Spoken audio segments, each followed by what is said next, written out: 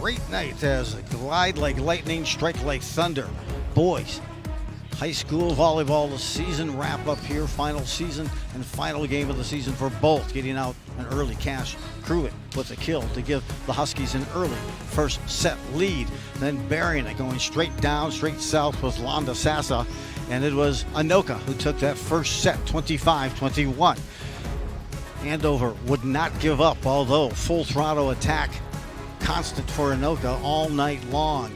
They tried to scramble here, did Anoka get the save, knocked out of play, but the Huskies end up coming away with a win in that second set, 25-23. Good play there as the Huskies even it up at 1 set apiece as we head on to the third set. It continued. The competition, the quality of play just continued to increase as well. Up front, kill attempt there, and it was a good look as Fenton had 9 kills on the night. The power serve by Maz Naguda continued to trouble the Huskies, tough to handle. In fact, too tough in that third set. The Huskies take home a 25-23 win.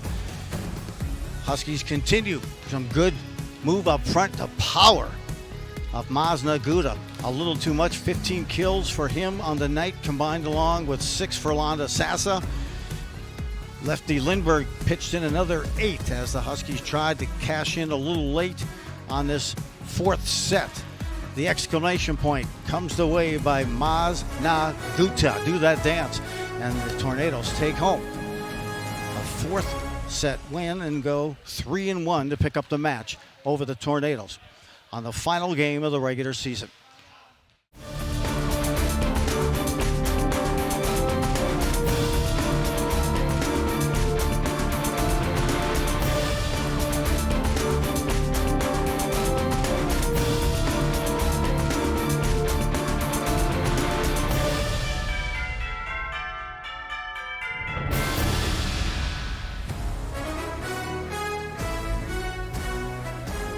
Regular season finale, boys lacrosse. It was Maple Grove at Andover tonight. Huskies having a great year, 10-2 overall. They get off to a quick start.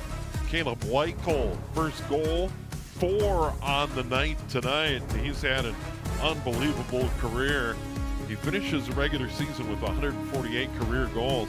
Here's a terrific job defensively by Andover all night. They just dominated on the ground balls. They led it 2-0 after one. On to quarter number 2. Here's a pretty goal. Ricky Peterson up top was able to beat the goalie Luke Babineau right over the top. Well, Babineau, by the way, played very well for Andover in that all night with some huge saves. And then there's one down low. Cole Jensen made it 4-1 Andover. Caleb Weichel would add another goal before the end of the second, and Andover was up 5-1 at the break. On to the third quarter. Andover just flat out dominated that third quarter. They were all over Maple Grove, really put the game away. That was a big goal for Wyatt Carlson to get Andover started. They made it 6-1, and the rout was really on. Look at this goal by Brett Romaker, the spin move, and that closed out the scoring in the third. 12-2 Andover after 3, and then on to the fourth. Maple Grove was able to chip away a little bit, but the Andover Huskies would cruise to the 13-5 victory tonight. There was quite a good goal on a long clear to Cole Jensen. Andover finishes the year 11-2 overall, 6-2 in the Northwest Suburban Conference. On to section play here on QCTV.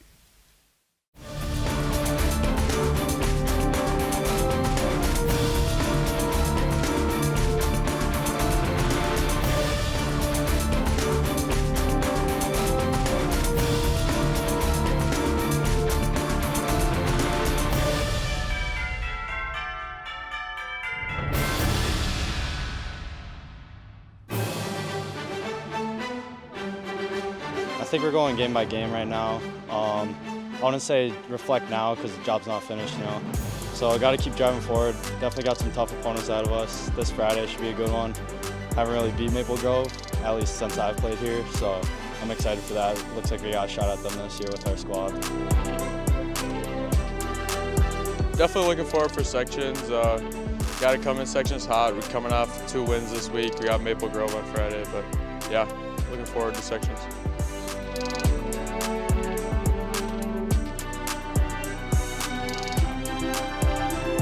So a lot of guys are close, and we always have like pasta feeds or like team meals before big games. So like we have one tonight after practice, and those help with the guys getting close and having friendships off the field and not always on the field and step away from the game for a little bit.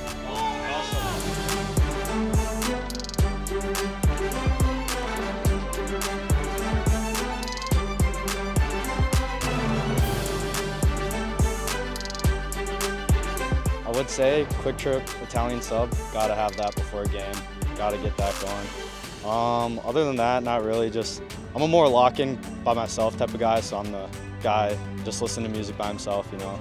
But then once it comes time, I'll come and get the boys ready.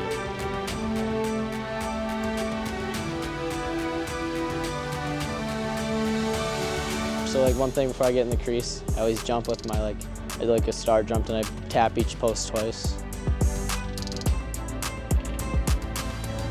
Well, I like to kind of keep it the same, you know, keep it the same routine, but obviously, yeah, it's bigger this year, especially now being a senior and all, so it's kind of last ride, you know, so gotta have that mentality behind it, and also keeping the boys prepared too as well, keeping them focused, keeping them locked in.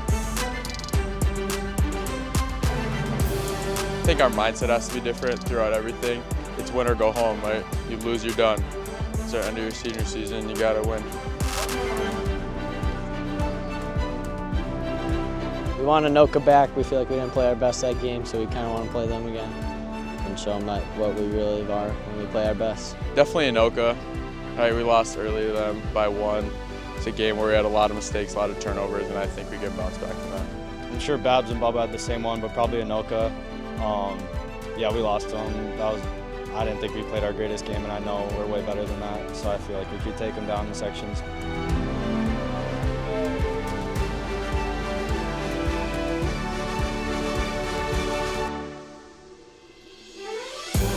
Team goal is to get to state. We never had a state run here. Game by game is all we can do for now, but playing our best full 4 quarters and not letting up is probably our main goal right now. Get out of our section. I don't think we've ever done it in Andover across history, and I believe this could be our year. Get to the state tournament.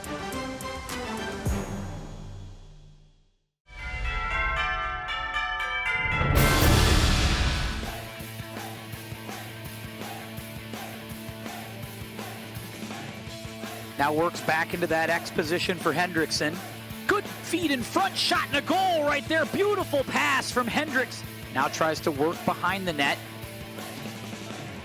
Able to send it back and get it to Gulen, one of the captains, and they fire one and score.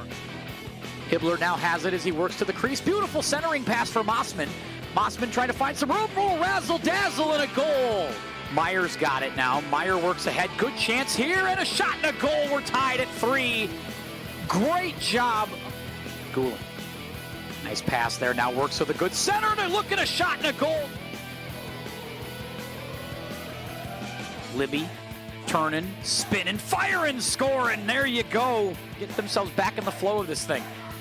Big shot, score that time.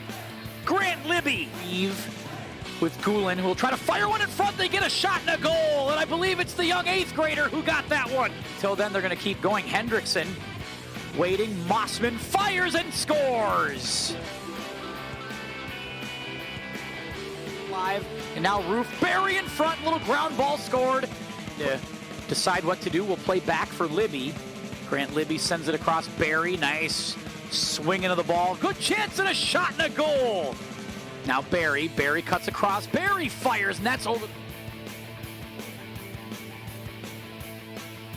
Had it. Now a chance in front and another goal. Blake Meyer works through again, and he'll fire on one and score.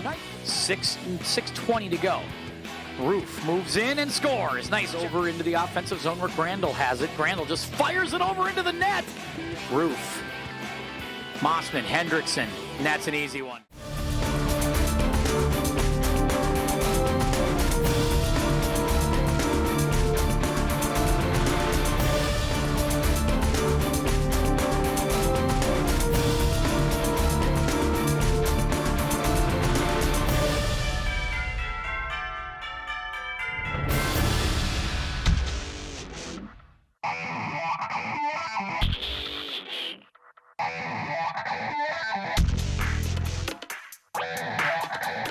People don't realize the intensity level of this sport. Some of the guys last week from football came out and watched us, and they were all pretty impressed that we were actually running plays. Bo was in it to win it, and so are we. We're all for it. So I used to play when I was younger, like through the YMCA or whatever, as a little kid.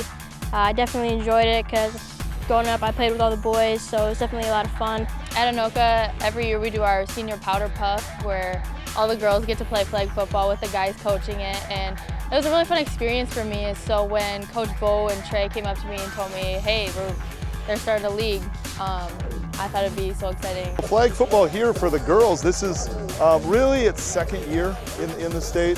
First year at Anoka. There was a small group last year that kind of piloted it. Now we've expanded it. There's 44 teams in the state. Vikings are involved, really kind of trying to push and elevate the sport this year. So we're real excited about it. I really like the agility part of it. It's taught me a lot of new moves, offensively and defensively. It's just training is so much fun. Well, I mean, our goal is, to become the best version of ourselves that we can be, and I think this sport kind of gives us another thing that we can do as a school and as a community that everybody can get behind.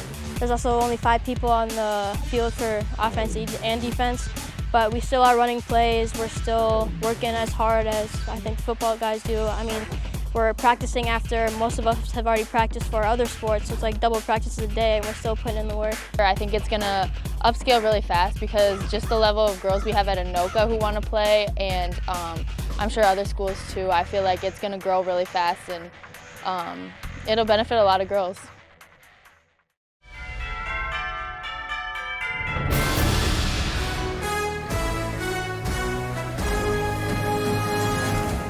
Boys volleyball on QCTV tonight. It was Anoka at Champlin Park. The Tornadoes ranked number 10, 15-5. The Rebels 5-9 overall. But Champlin Park came out of the gate and played very well. Savon Powell had a terrific first set and led the Rebels to a 25-21 set 1 victory. On to set number 2, and the Tornadoes restored order. They came back and won that second set 25-20. Hank Anderson with the serve, and that certainly allowed the Tornadoes to come back. Nathan Lindbergh with a big swing there, and a terrific block over on that right side for the Tornadoes. Carter Lean leading that. Once again, Tornadoes even it up 1-1. On to the third. Anoka again, they really pulled away and dominated 25-13 in that third set. They had the Rebels off balance throughout the set. Great work over there by Joshua Londa Sasa. He was excited, and why not? He had a terrific set, and Anoka went up 2-1. Then on to the fourth, and then the Rebels kind of turned the table. They really closed out. It's a big swing by Mark Bosnick-Guda.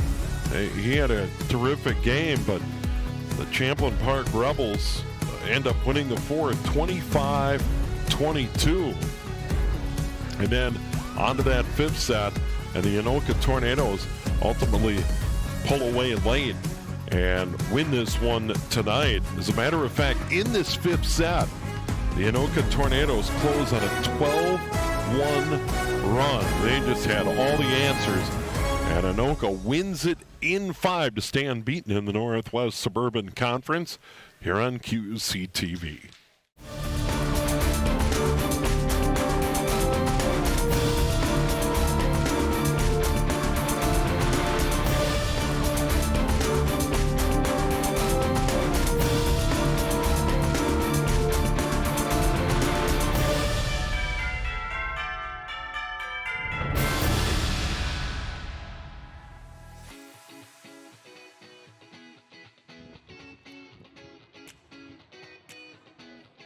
The Athena Awards begin in Minneapolis in 1973 to recognize and celebrate outstanding young women in high school sports.